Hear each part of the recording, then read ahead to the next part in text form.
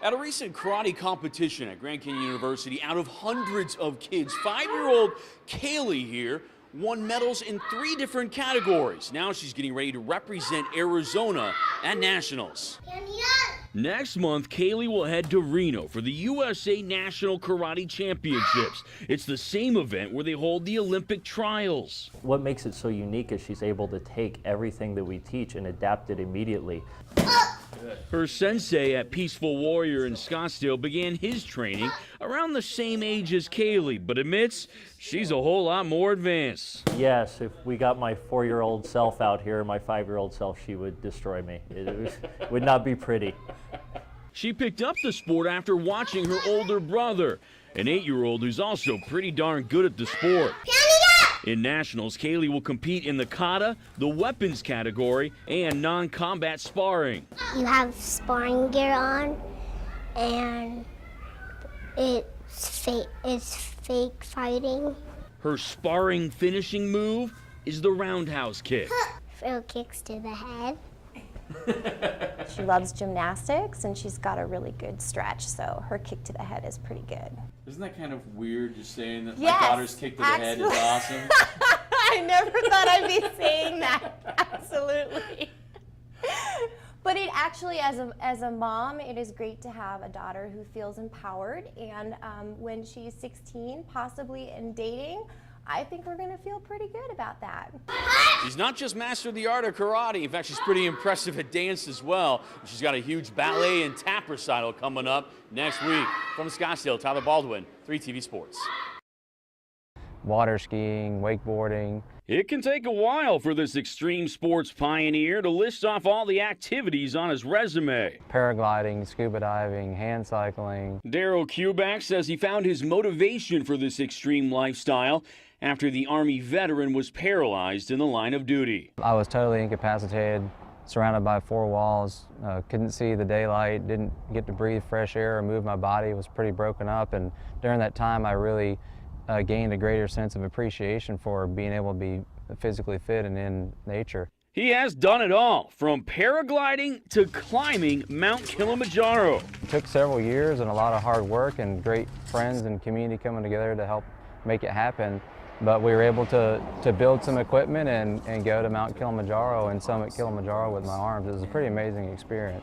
Although he has tried to tone down some of the more dangerous elements after breaking his spine for a second time in a skiing accident. I managed to break my neck at the cervical 1 and 2 vertebrae, which is just a huge blessing to have survived. I mean, I believe God didn't want me to expire at that point. Not only is he an inspiration, but also a philanthropist. Currently, he is raising money for poverty-stricken families in Mexico.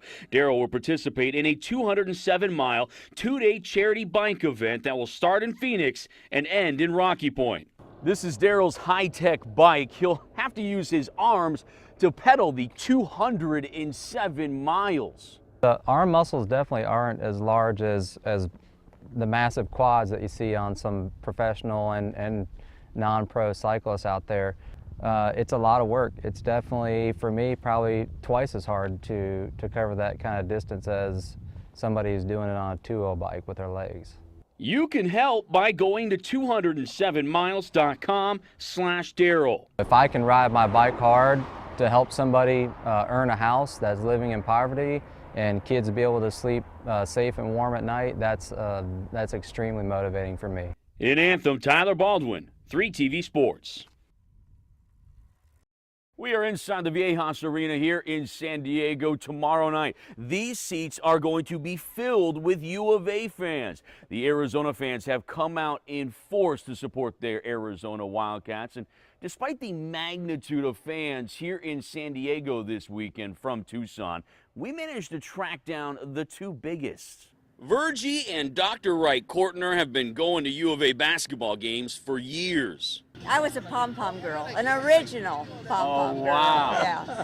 So it was a long time ago. Heck, their stuffed mascot, affectionately named Good Luck Dolly, has seen more Wildcat basketball than even the most die-hard fans. She goes to, all the ones in Tucson, and then we go travel as much as we can, and she's been to most all the tournaments. However, Good Luck Dolly's dedication to this team is starting to take its toll. She's getting so soiled, but she's 15 years old and she's getting, you know. Oh, she's a teenager. No Yeah, wonder she's trouble. Yeah, that's I hadn't thought about that. This lovely couple has seen a lot of U of A basketball, so we wanted to get their take on this year's squad. Of course, our defense is marvelous. I think that really is good.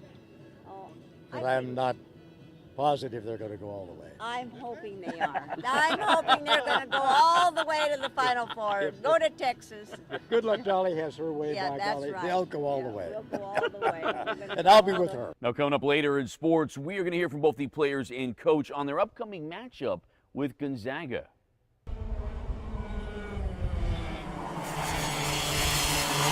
It's been out here for over 20 years. It's not very well known. By my side of it, I like it because they go fast, and I'm really a fan of fast things. I get to go fast like I love to do.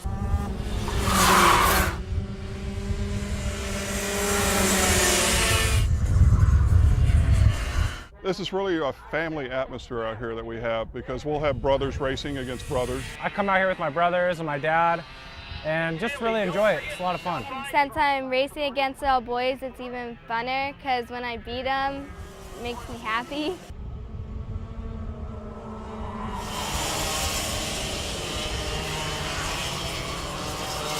For me, I'm almost 30 years old, so there's kids that are 14 years old that are just as quick as me, so that always catches me off guard, which is pretty cool.